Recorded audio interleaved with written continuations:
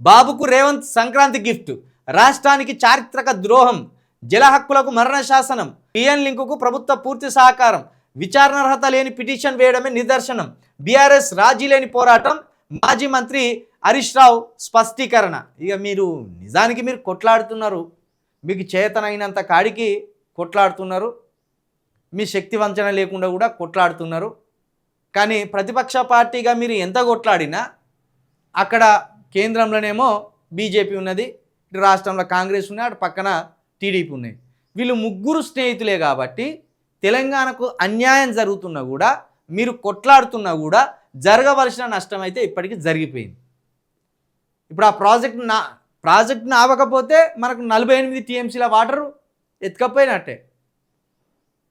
ఇప్పుడు అది ఆపే అధికారమా బీఆర్ఎస్ దగ్గర లేదు. ఆపే అధికారం బీఆర్ఎస్ దగ్గర ఎట్లుండు?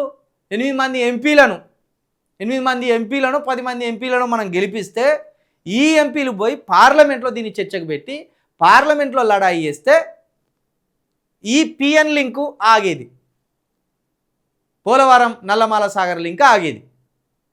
కానీ ఇప్పుడు పార్లమెంటును ప్రశ్నించేటోడు లేడు, ఈ పనులు ఆపేటోడు లేడు. బీజేపీ 8 మంది ఎంపీలు, కాంగ్రెస్ 8 మంది ఎంపీలు, వీళ్ళిద్దరు కూడబలుకొనే ఉన్నారు. మనం సైలెంట్గా ఉండాలి. బీఆర్ఎస్ పార్టీ ఎంత మాట్లాడినా, బీఆర్ఎస్ నాయకులు ఈ పిఎన్ లింక్ మీద ఎంత అరిచినా, ఎంత ప్రశ్నించినా, ఎంత గగ్గోలు పెట్టినా అది సమస్యే కాదన్నట్టు గాలికి విడిచిపెట్టాలి దాన్ని అని వాళ్ళు నిర్ణయించుకున్నారు. గదే 8 మంది ఎంపీలను కనీసం బీఆర్ఎస్ పార్టీకి ఇచ్చిన ఈరోజు హుటాహుటిన మళ్ళీ పార్లమెంట్ ఏర్పాటు చేయాలి, మాకు అన్యాయం జరుగుతుందని కొట్లాడపో. ఇప్పుడు మన కేసీఆర్ గారు ప్రశ్నించినందుకే వీళ్ళు అసెంబ్లీ సమావేశాలు పెట్టిండ్రు. ఇక్కడ కేసీఆర్ దెబ్బకే అసెంబ్లీ స్టార్ట్ అయింది, కేసీఆర్ దెబ్బకే అసెంబ్లీ మళ్ళీ ముగిసింది.